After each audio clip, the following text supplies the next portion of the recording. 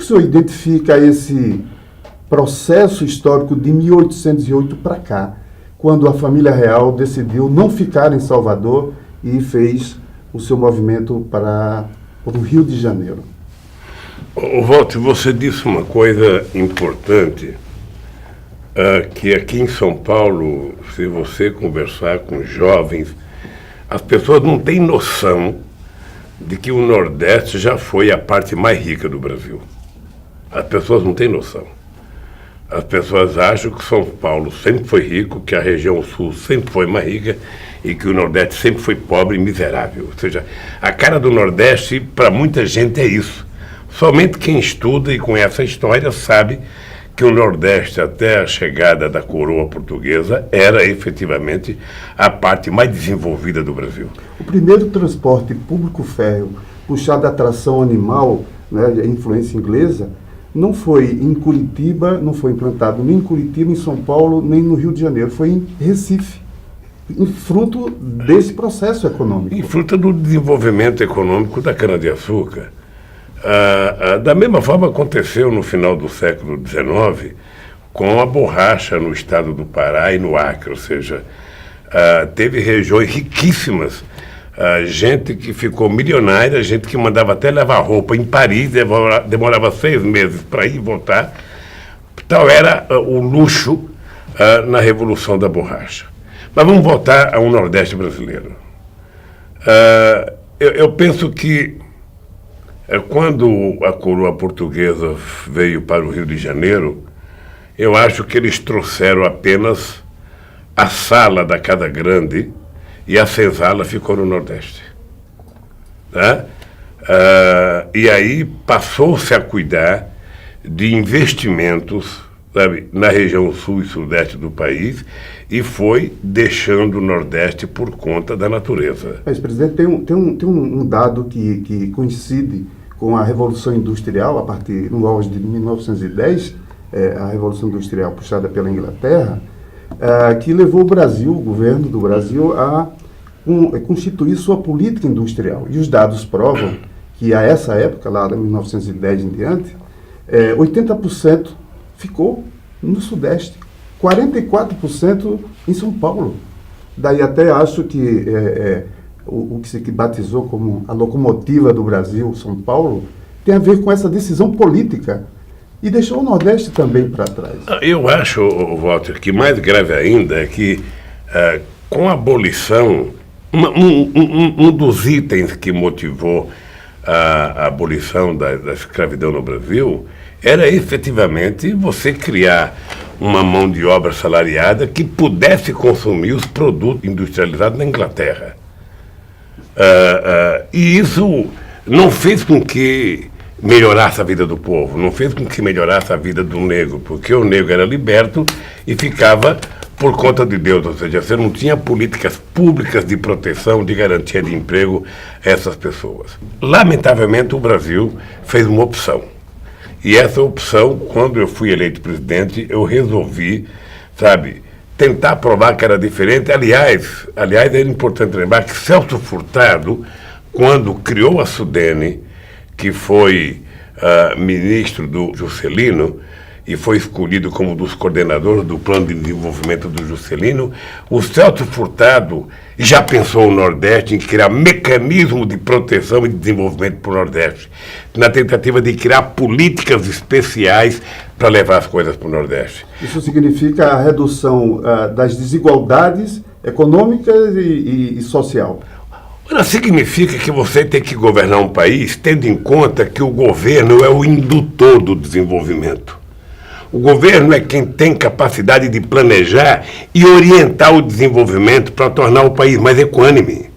Você não pode permitir, sabe, que 70% do PIB seja numa região, você não pode permitir que 45% dos investimentos venham para uma região, sem levar em conta a necessidade de fazer um país do tamanho do Brasil, com 8,5 milhões de quilômetros quadrados, ser equânime em toda a sua totalidade territorial. O Nordeste ficou, sabe, empobrecido porque o Nordeste recebia menos dinheiro para a educação, o Nordeste tinha menos doutor, tinha menos mestres, ficou conhecido pela imigração, pela desnutrição, pela mortalidade infantil, pelas frentes de trabalho, pela miséria, pela fome, pela seca, pela falta d'água. Essa era a imagem. Aliás, eu li uma matéria ontem que, quando o atual prefeito de São Paulo era presidente da Embratur, ele chegou a propor que a seca do Nordeste da miséria fosse transformada num ponto de atração turística, ou seja, para você levar, sabe, a gente mais rica para visitar a miséria como atração turística. Sou um retirante nordestino. Eu, quando saí de lá em 1952, nós saímos de lá, meu pai tinha saído em 45, minha mãe saiu em 52, exatamente por conta da fome, exatamente por conta da sede, exatamente por conta da inexistência de perspectiva de criar uma família lá. Eu voltei 27 anos depois, eu só voltei em Pernambuco em 1979, depois que eu voltei, já como dirigente sindical, e eu percebi que tinha mudado muito pouco em relação aos pobres. Tinha mudado muito pouco. Continuava a desnutrição, continuava a mortalidade infantil, continuava a evasão escolar, continuava a existência de uma frente de trabalho que não produzia nada para nada, continuava, sabe, um alto índice de evasão escolar, e o Nordeste continuava com menos professores, com menos doutores, com menos pesquisadores.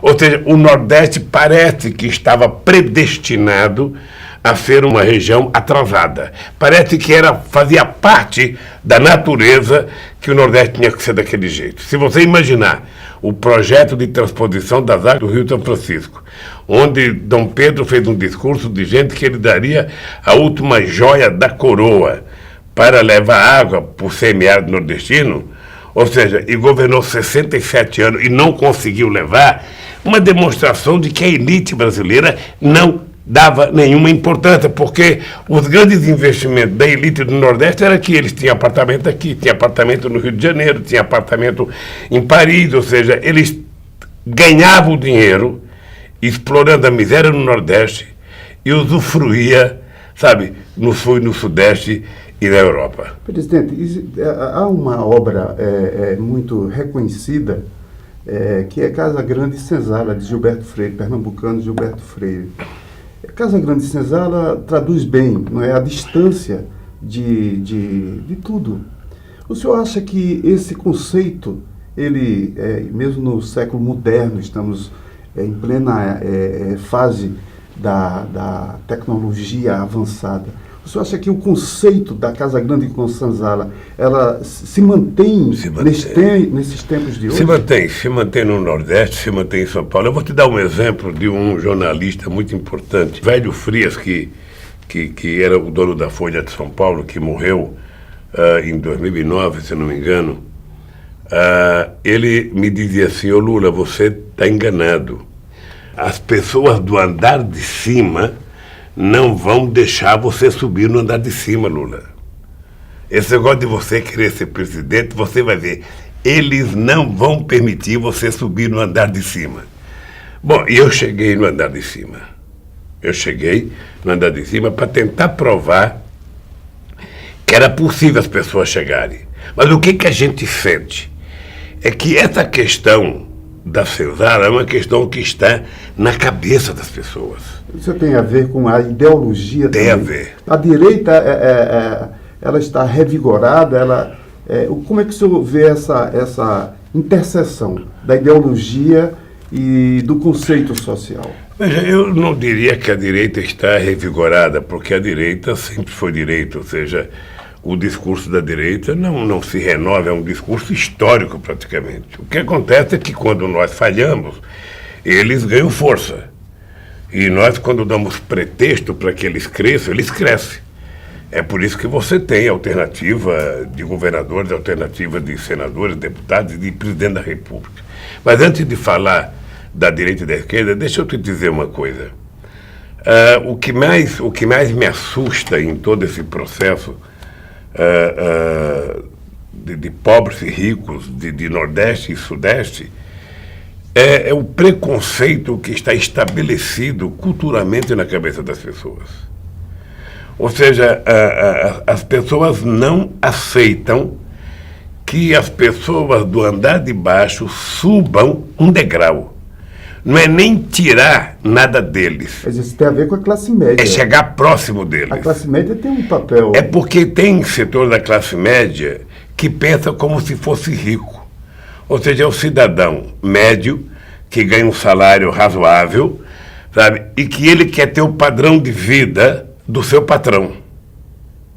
Ele quer ter o padrão de vida, ele quer viajar a Paris nas férias, ele quer colocar o filho na melhor escola em que o patrão coloca o seu. Ele é de classe média, às vezes um assalariado, mas ele tem na cabeça dele, sabe, uma prática que é como o seu patrão. Isso é um equívoco da classe média. De não aceitar que o filho da empregada possa andar de avião...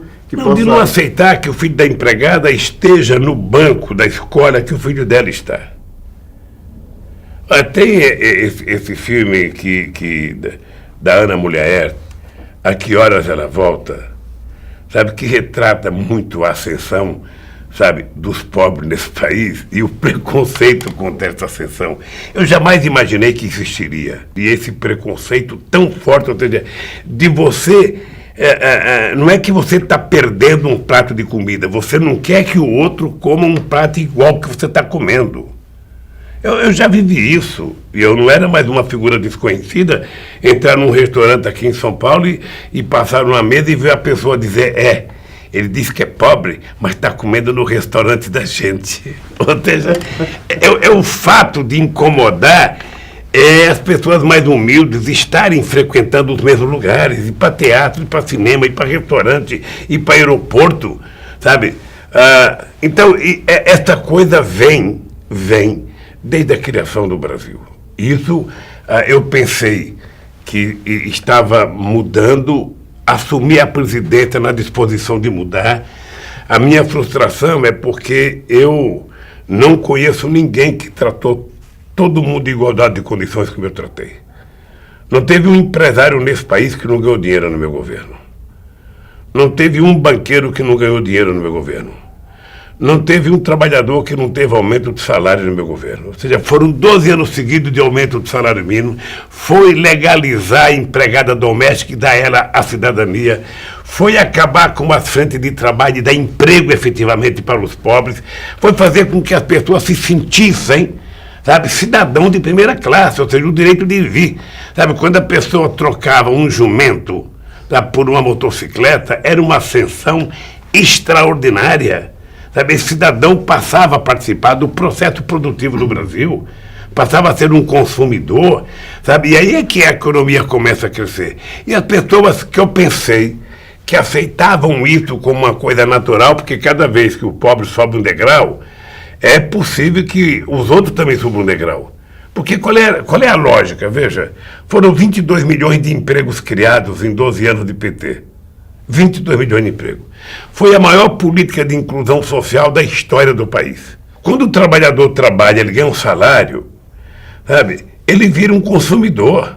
Ele vai comprar sapato, ele vai comprar roupa, vai comprar sapato, vai comprar comida, vai comprar livro, vai comprar caderno, vai ao cinema, vai ao teatro, ou seja, na hora que ele começa a usufruir dessas coisas, a indústria é obrigada a produzir mais. O comércio é obrigado a vender mais. Ele começa a melhorar a sua casa, ele começa a fazer um quarto a mais, ele começa a fazer uma cozinha a mais, ele faz um banheiro a mais, ou seja, por si só a economia vai crescendo. E quando eu achei que todo mundo estava gostando disso, tinha uma parte da sociedade que já tinha isso, que ficava incomodado com aqueles que não tinham e que estavam ficando iguais a eles. Eu vou lhe contar uma coisa. Eu fui morar num apartamento.